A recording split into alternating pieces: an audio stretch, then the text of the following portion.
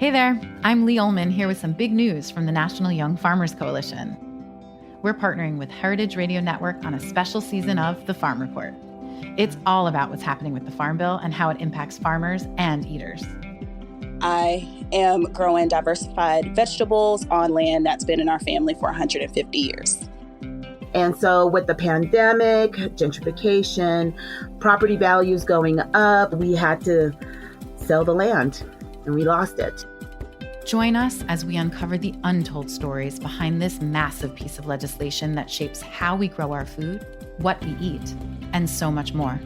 The problems we have had, those are things that come from earlier Farm Bill and USDA policy, right? Like Earl Butts, get big or get out. You know, it's my responsibility to know not only what I'm eating, but then like how that all came to be. And realize like, wow, like this piece of legislation, all this money, like it's technically something that I support as a taxpayer. While Congress debates the next Farm Bill, this is not just an invitation to listen. It's a call to action. Be part of the conversation. Subscribe to the Farm Report on Heritage Radio Network, wherever you listen to podcasts. This episode is brought to you by 100 Bogart Street. Do you need a conference room for your next meeting? Learn more by visiting 100bogart.com. This week on Meet and Three, meet 4 of our HRN Hall of Fame inductees. These prolific individuals are writers who have changed the way we talk about food. We'll take a look at the journeys that shaped their literary voices. I was heading off into the unknown to spend my junior year of college in Paris. We'll explore the culinary landscape they work within. You know, it was that whole self-made American idea that you can just kind of create a new world from scratch, including a new way of eating. And look at the transformative effect that their work has on what we eat and where it comes from. It gets down to management deciding that humane handling is important. You've got to have management that cares. And if management doesn't care, then you're going to have a bunch of bad stuff. You can learn more about HRN's 10th anniversary Hall of Fame at heritageradionetwork.org/Hall of Fame. And don't forget to subscribe to Meet and Three wherever you listen to podcasts. That's MEAT+THREE.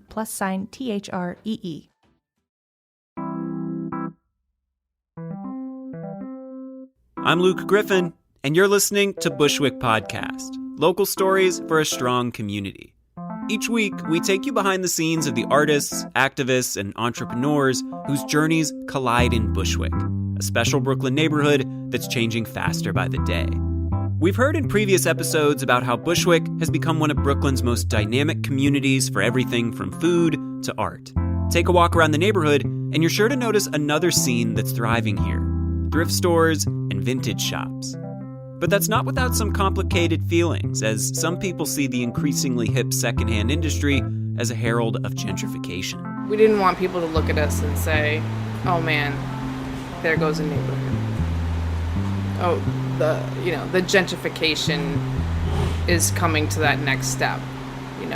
Here we go. This week, we sit down with one of the owners behind Bushwick's newest vintage shop to discuss what makes a secondhand store tick and what role can it play in Bushwick's future. It's Thursday, August 8th, and this episode is called Going for the Sock Drawer. If you've walked by the corner of Irving and Himrod lately, you've probably noticed a bit of commotion. Each week, Tuesday through Sunday, the block's newest shop rolls up its doors and exhales a collection of interesting things out onto the sidewalk. Depending on the day, you might see tables, paintings, boots, or any number of home goods and furnishings. And inside, past the assorted folding chairs and dining sets, you'll find a carefully curated selection of essentials and oddities for nearly every part of your life. From your floors, we try to bring some small carpets. People have different setups. To your walls. It's like a wall. It's wall pinball, kind of, right? People don't know what a pachinko machine is. To your shelves. Folk art, like cute, those moving, they're windmills, kind of these little like is it a windmill? What do you call those? To some places that might defy an easy explanation. It's an ostrich foot candle holder.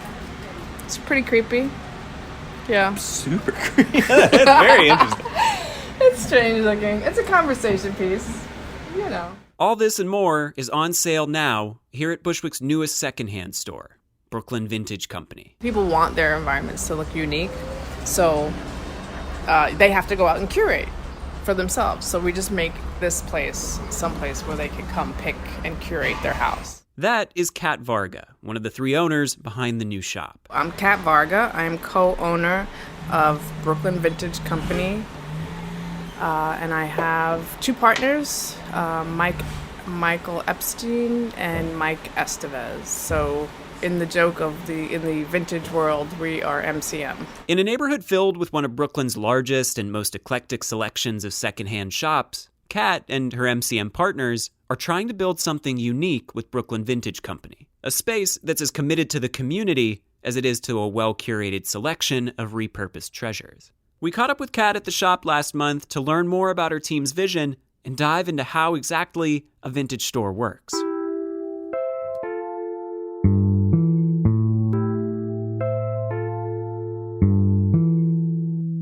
If there's a pattern to find in the past that lead people into the professional vintage game, it may be that there's no one traditional route. Some people might grow up antiquing with their parents, while others might arrive via adjacent industries. Take Mike, one of Kat's partners, for instance, who comes from a music background and now traffics in, among other things, secondhand records, which you can find by the thousands in Brooklyn Vintage Company's growing collection. 2,000 plus records in here at the moment. You know, classic, The Doors, great jazz, Duke Ellington, a lot of nice, crazy good 80s new wave, and quite a respectable punk assortment, which is not large, but it is hard to come by. Very hard to come by. Kat came to vintaging from the fashion industry, where she worked as a designer and a buyer for different fashion lines. In those roles, one of the things she'd do for inspiration was visit secondhand sales to find interesting pieces and explore vintage designs. She began spending more and more of her time at places like flea markets, even on the weekends, before eventually she realized not only was she good at finding great vintage pieces, she really enjoyed it. I just enjoyed doing it. You know, like even on the weekends, I would go to the flea markets on 26th Street and just, I find it relaxing, I find it inspirational, I like it. It's sort of recharging my creative battery, so it's something that I would do a lot. And so it started making me think, like, when I'm shopping, like, wow, what if I was shopping for me? What if I was shopping for my own place? Maybe I do have an eye for not just what I like, but what other people would like. Kat went deeper into the vintage world, graduating from flea markets to things like estate sales, where she started networking with professional vintage pickers and second-handers. She learned the tricks of the trade, like the proper etiquette for negotiating prices and how to get the best bang for your buck when you can only carry a bag's worth of pieces. And before long, Kat put her budding talents to work toward a bigger goal, working for herself outside of what she calls the whims of corporate America. 2 years ago, she opened something like a beta version of Brooklyn Vintage Company, a part-time vintage shop in a shipping container at the open-air Bushwick Market at Wyckoff and Willoughby. I myself made a shipping container store, so in the open space market. So we were opening Friday, Saturday, and Sunday, so I made a store inside of a shipping container. So it was great, you know, somewhat sheltered from the elements. In operating the shipping container, Kat learned a lot about how to run a vintage store, and in particular, one that was accessible for the community here in Bushwick. It was sort of a good entree into learning about the neighborhood, learning about the people in the neighborhood, seeing what they liked, and even how it was changing, and so how I could sort of cater to and tweak what I was bringing in. And the more she learned, the more it became clear that her ambitions had outgrown the humble container. Like I wanted my own experience and I wanted to bring in new product categories because of the market I had. Predominantly clothes, purses, a little bit of jewelry. I'm a jewelry designer by trade. Been in the jewelry business for a long time. Costume jewelry, fine jewelry, my own collections throughout the course of time. So I just felt like I wanted to get into different product categories, and we didn't really have the space to do it there. I met my boyfriend Michael, who was one of my partners, one of the MCMs, and we were we're just talking to different people, and we met someone that said, I would go into a store. I need a store. I'd like to have a store. And I said, well, we would too. And that's sort of how it organically progressed. We just started going on the mad search for like the perfect space. And we found this one. So, having found their perfect brick and mortar space here in the neighborhood earlier this year, Kat and her new partners set about the most essential part of the process to ready it for its opening back in June, filling it with great stuff.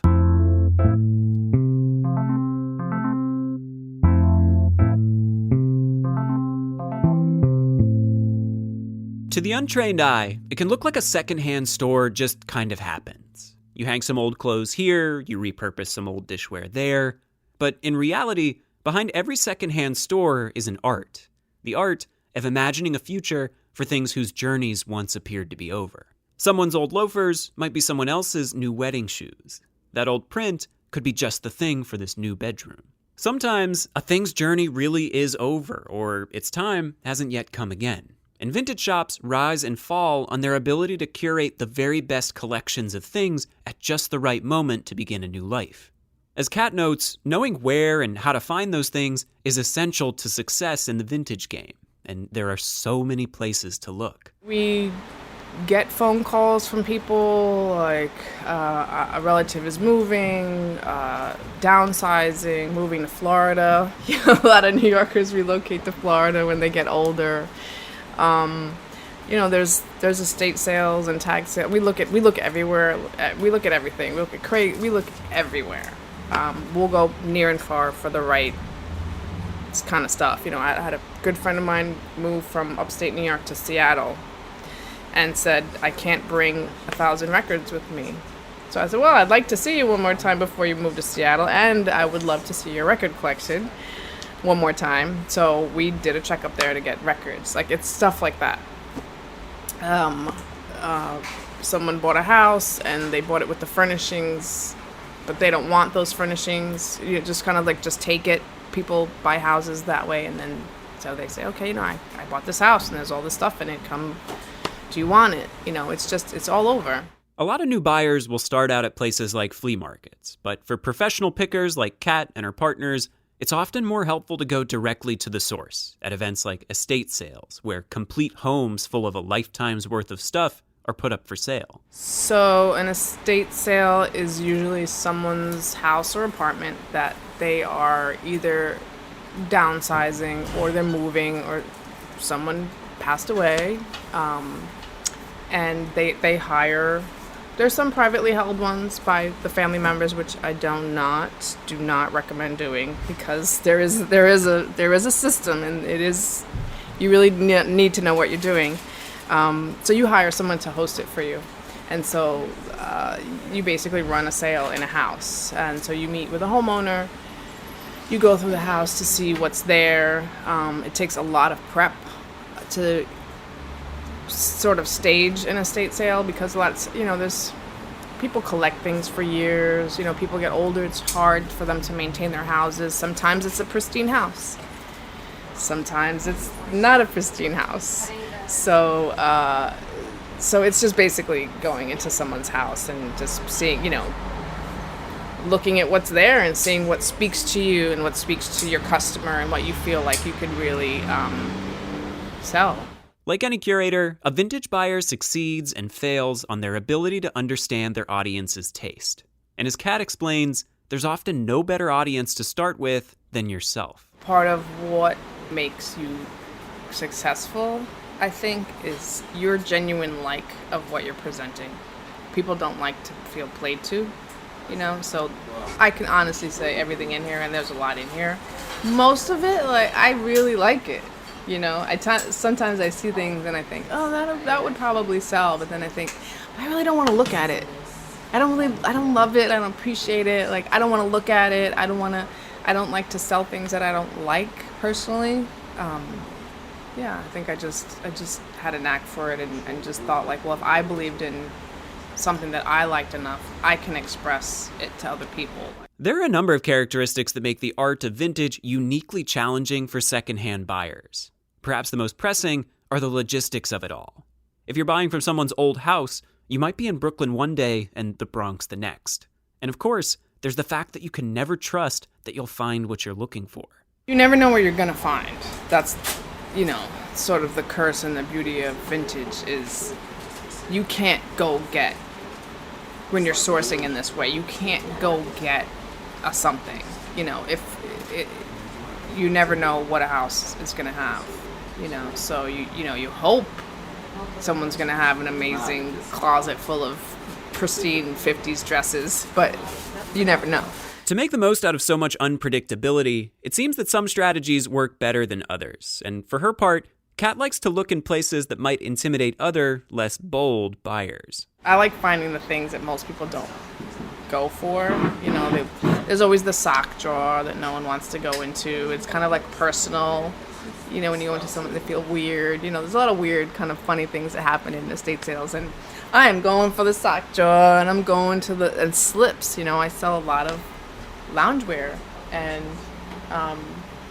slips, you know, like underpinnings or whatever. And so I am in those dressers, and I'm trying to find like a really cute vintage bra or a vintage slip or half slip or nightgown. So that's the stuff that I head right there all the time, like right to the bedroom, right to the slip drawer, because I love it.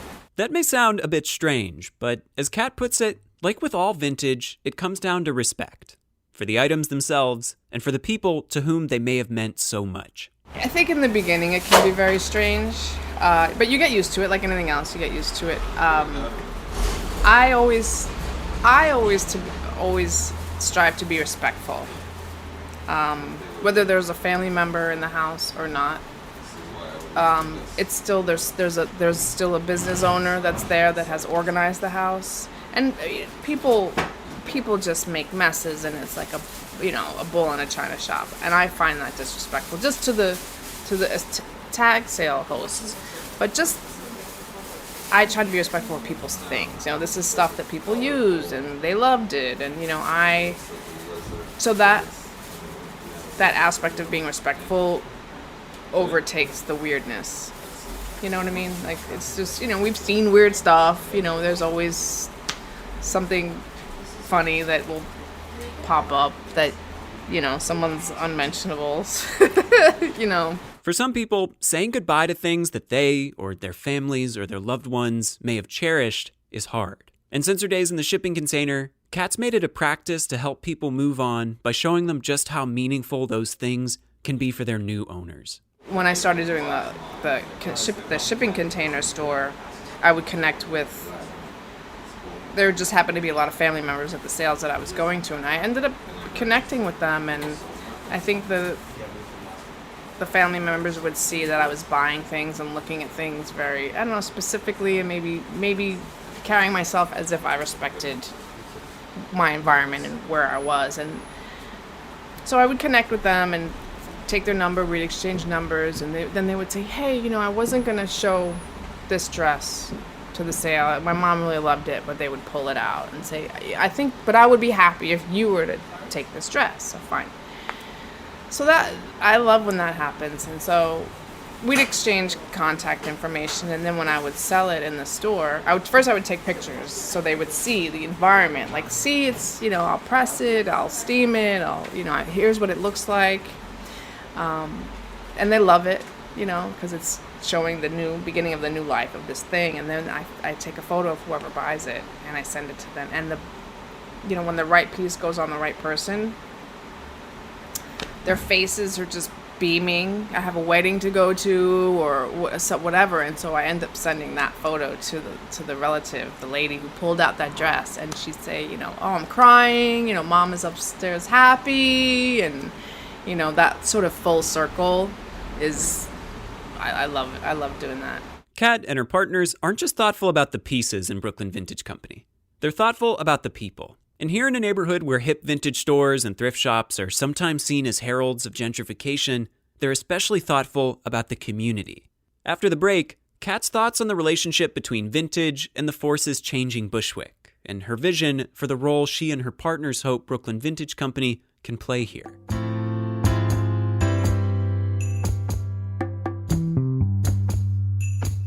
This episode is brought to you by 100 Bogart, a new building in Bushwick, Brooklyn that provides offices, co-working, event spaces, and a brand new podcast recording room. Have you been dreaming of starting your very own podcast in Brooklyn? You can now rent space in 100 Bogart's custom-built podcast room to record interviews, voiceover, and commentary. The room is fitted out with 2 microphones, mixing board, and a MacBook Pro running Pro Tools. You can rent the space by the hour, and a rental of an hour or more includes a 100 Bogart co-working pass. That means complimentary coffee, tea, and access to your own desk for the rest of the day. So what are you waiting for? Get started on your next audio project. 100 Bogart has the space and amenities you need to kickstart your podcast. Learn more at 100bogart.com or call their team at 718-362-3539.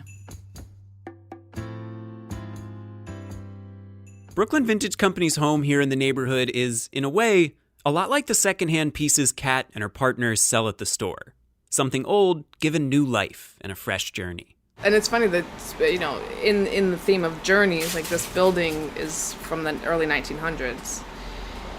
And it was initially a sewing needle factory. So it's interesting that it's, garments and, fashion and stuff like that. And then it's gone through a few different tenants, obviously, over the years. But most recently, I think it was some kind of church, like congregation type church thing.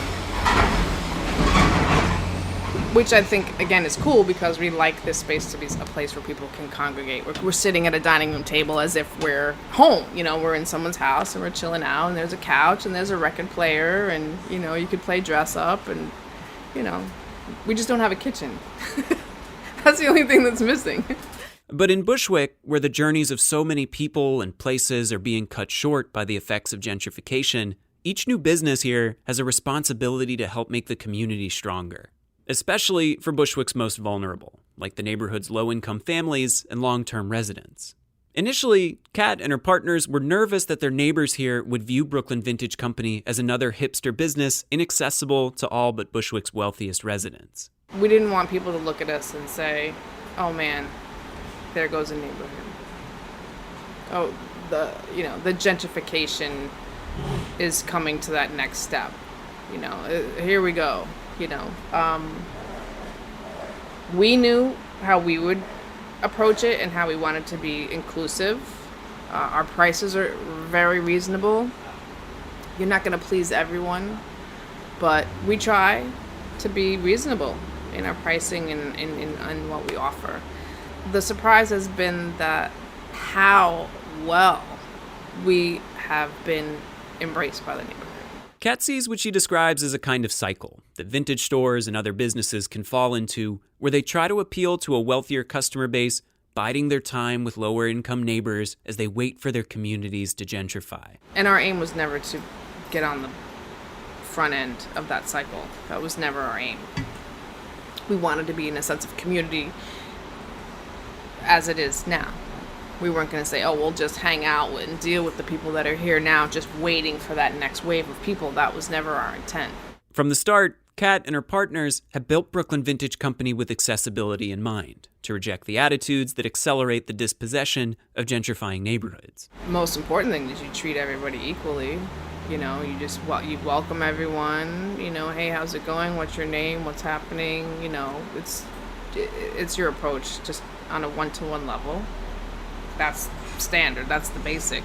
And on a more practical level, Brooklyn Vintage Company makes a point to both stock and price pieces in a way that makes sense for the Bushwick community that's already here. Having an assortment of things that everybody needs or everybody would like, and have it be reasonably priced. You can get a cool set of retro glasses for $30, $25, a piece of Pyrex, bake a casserole at home. Everyone's cooking, like home cooking is great now, right? So there's a cool piece of retro Pyrex, So in how you interact with people, and then the products that who doesn't want a cool, we have old magazines from like the 1930s.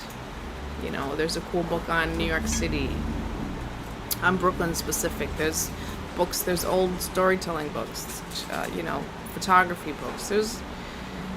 It's in how you present yourself and what you sell makes the difference, I think.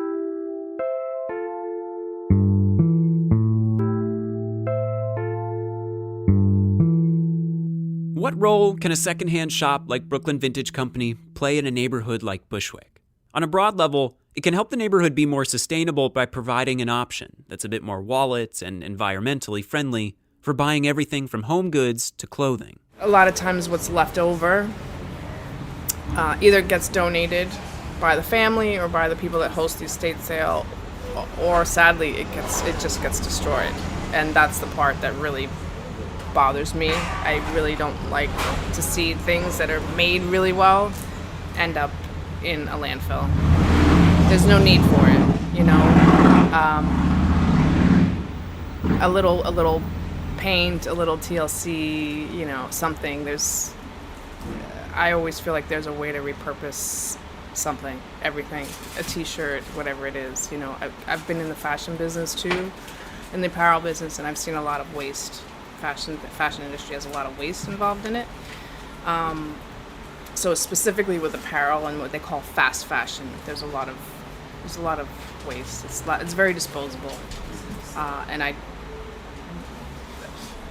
just think it's completely bad for the environment, and it's just it makes you not really appreciate what you have and what you buy. And so I like the notion of, you know, buy less but buy better. And if you're on a low budget, it means buying vintage and buying reused, because 9 times out of 10 you could probably buy a better quality piece than a newer piece for less money. But looking ahead, Kat envisions an impact beyond just what the store sells and hopes to develop Brooklyn Vintage Company into a kind of community space where people from across the neighborhood can come together. I would like to have, let's say, a record listening party or something. So it could be a cocktail party, it could be a poetry reading, it could be have artwork from local people up and have like a gallery type opening. But the point would be to have neighbors that pass each other on the street all the time and don't speak to each other have a place that they can come and they'll talk to each other. Oh, you like that painting? I like that painting. Oh, I see you on the street, but I never, you know, dog owners meet each other all the time. Well, at least their dogs do. And they, you know, they meet each other at the dog park, which is great, but like more of that. So, and again, you don't know who this person knows. You don't know what that person needs. So if there's a place that people can come together besides a bar. And there's nothing wrong with that. I mean, there's bars doing really good things. And there's, you know, the doggy shelter, the people that do the adoption up the Bushwick Park. You know, there's people doing really good things. And so if we can be, and we have a large space. It's full of stuff. But it's a large space. So if we can use the space to maybe have some events where we get people talking and just communicating and meeting each other in an organic way, not electronically, is good. Just express ideas and network. Just over 2 months after opening, Kat and the team are already off to a strong start. I mean, we come into contact with everybody. You know, as a retail store, you know, there's people that don't even come in. You know, there's a dog park a couple blocks down. So everyone on the way to the park and on the way back, you know, you don't even have to come into the store. You just talk to the people walking their dogs. I know them. Sadly, I probably know more dogs' names than people's names. Ultimately, Kat hopes that the shop and the spirit behind it speak for themselves. If they took the time to come in, they'll realize that we're not here to be part of There Goes the Neighborhood. You know, do our windows get tagged? Yes, they do. That's to be expected. But, you know, that's fine. And, you know, we're actually working with some artists to do some artwork along the side, on the Himrod side, and revolving. So we'll talk with people. You know, are you an artist? Do you want to do some stuff on the wall? Go right ahead. Let's talk about it. You know, that's the thing. Like, if you come in and talk to me and then we could work together, that's how you become part of in the neighborhood. So much of the journey behind Brooklyn Vintage Company has been about the power of dreams. Dreams of new lives for old things, dreams of a new kind of home for a strong community, and dreams even of a shop to call one's own. Is this store a dream? Yeah, it is. Yeah, it is. It is. As Kat and her team build what they hope is the foundation that will carry that dream far into the future, she wanted to share some parting words of encouragement for anyone else pursuing something a little crazy. If people have what they think is some crazy dream or aspiration to pursue something, it's not crazy. Is it a dream? Yeah, it's a dream, but in a good, attainable way. And even though you think that dream is far off, just know that everything that you're doing is going to be a drop in the bucket towards what that dream will be, and will inform what that dream is down the road. So don't be frustrated. Whatever situation you're in, sort of take it as a time to learn and gather, but always have your eye on that dream, because you never know who you're going to meet tomorrow. When she's not going through other people's sock drawers or helping customers find their new favorites at the shop, Kat is open to talk. If anyone needs advice, if anyone, I believe in mentoring and, helping people come up. So if anyone needs advice, or if there's something that they needed to know about, that I'm available to just help people and give them direction, whatever it is. And getting in touch, whether for advice or updates on the latest secondhand surprises, is easy. On Instagram, we are Brooklyn Vintage Company. You could DM us. My personal phone number is linked through the store, so my phone does ring constantly. But reach out, and we don't really have an email so much yet because we're constantly on the run. We just mostly communicate with customers through Brooklyn Vintage Company. We've got all that info and more in the show notes for this week's episode. We'd like to extend our sincere thanks to Kat and her partners in MCM for taking us behind the scenes of the vintage world and for sharing more about their early work here in the community. And as always, we'd also like to thank you for listening this week.